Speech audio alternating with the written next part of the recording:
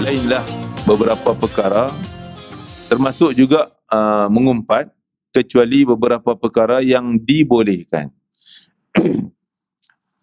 Kita boleh sebar, walaupun dalam unsur-unsur macam mengumpat, tapi tak dicatat sebagai dosa mengumpat. Imam Nawawi menyenaraikan dalam kitab sahih, dalam kitab Riyadhus Salihin dia. Dalam bab ribah, dia cerita dulu ribah yang diharuskan. Ribah maksud apa? Mengumpat yang diboleh. Maksud boleh tu tak dicatat sebagai dosa, walaupun macam mengumpat yang dosa. Yang pertama, kita nak mengadu hal kezaliman orang. Orang tu buat zalim kita, kita mengadu ke polis, report pada orang yang boleh tolong kita, pegawai penyiasat, kita cerita ke dia. Cerita ni hal orang, mengumpat lah. Kan? Mengumpat termasuk kezaliman yang akan diungkit di akhirat nanti. Tapi kita bukan mengumpat semata-mata, tapi nak menghapuskan kezaliman. Dia buat kita, dia pukul kita dan sebagainya, kita pergi report, cerita hal keburukan dia. Tak dikira dosa. Yang kedua, mungkin saya tak ikut susunan, tapi yang kedua, iaitu kalau untuk menyelamatkan orang lain daripada kejahatan si fulan. Nak menghindarkan kezaliman orang daripada kezaliman pada orang lain. Seperti contoh, kita tahu dia ni kaki penipu. Kat sana kita ni contoh saya Kedah kan. Kat Kedah tu kita tahu dah si fulan ni pergi sana tipu orang, ambil duit, tak laksanakan apa yang dijanji. Nipu. Tengok dia dah sampai Selangor pula. Orang tak tahu di kawasan ni, kita cerita pada orang, jangan kau hati-hati, dia ni aku dah tahu dah demikian jahat dia. Kita cerita hal buruk dia. Tapi tujuan untuk selamat. Untuk dia selamat supaya tak kena kejahatan orang ni. Pernah berlaku zaman Nabi.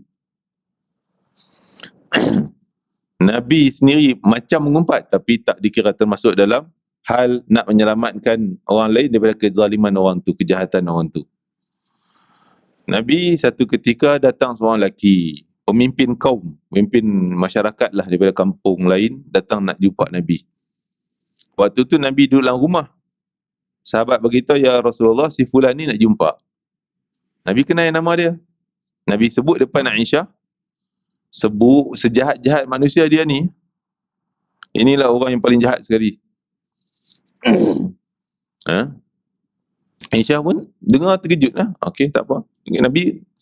Tapi Nabi keluar jumpa dia. Nabi jumpa lelaki yang Nabi kata jahat tadi ni. Nabi sembang elok-elok, layan macam tak ada apa-apa. Macam bukan orang jahat. Jadi selesai, Aisyah tanya, ya Rasulullah, engkau layan dia macam orang baik, macam biasa.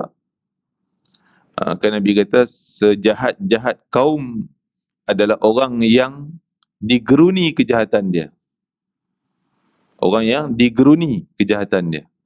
Maksudnya orang hormat dia sebab takut dengan dia, gerun dengan dia.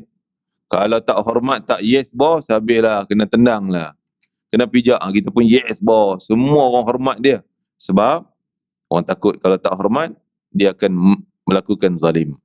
Jadi Nabi menceritakan kejahatan orang tu macam mengumpat. Tapi nak supaya Aisyah dalam rumah ni, kadang-kadang Aisyah dengar bualan. Kan dia sembang, supaya kau hati-hati, dengar juga, jangan percaya sangat. Dia ni jahat. Macam tu. Jadi itu antara kita beri amaran pada orang-orang supaya yang terpengaruh dengan kejahatan dia. Cerita jahat dia macam mengumpat, tapi tak dikira dosa mengumpat. Yang ketiga, kita sembang hal kejahatan orang yang umum. Semua dah tahu dah. Seluruh Malaysia dah tahu dah. Umum dah tahu. Kita bersembang hal dia. Semua dah tahu dah. Kan? Contoh apa ni kan, KK berlaku dalam TV dan sebagainya, semua orang tahu. Tapi kita tak melebihi lah benda yang fakta. Kan? Jangan pula kita menambah-nambah benda yang tak ada dalam TV, tak ada dalam fakta pun, kita tambah. Itu jadi fitnah lain pula. Okey. Apa tu lagi? Nak menanya fatwa. Yang keempat 4 ke?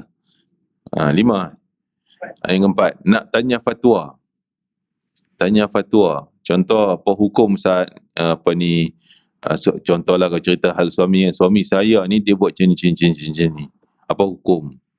Kita cerita hal buruk suami kita. Kan?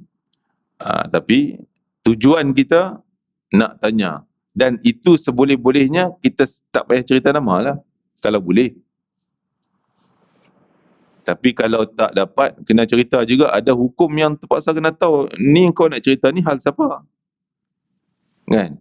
Seperti penyiasat dan sebagainya. Ataupun mahkamah dan sebagainya. Kena cerita siapa yang buat dan sebagainya. Itu boleh. Tanya fatwa, boleh. Itu antara beberapa lah. Beberapa perkara, mungkin saya tak ingat semua.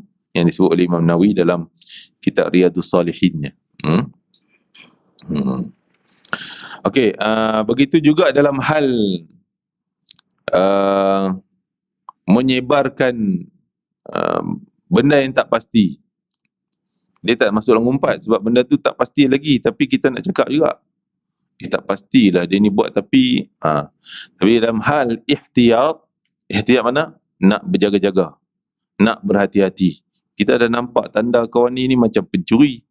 Tanda dia ni macam nak bunuh orang je, kan? Kita cerita pada orang. Bukan tujuan nak sebar fitnah, tapi hati-hati tau, aku nampak dia ni macam bawa pisau, pistol semua ni, macam tembak orang je. Contohnya kan. Benda tu nak ikut dalam tajuk menyebarkan fitnah. Benda yang tak pasti lagi kita dah sebar. Tapi bila dalam hal nak berjaga-jaga, nak berhati-hati, supaya kita orang lain selamat, dibolehkan.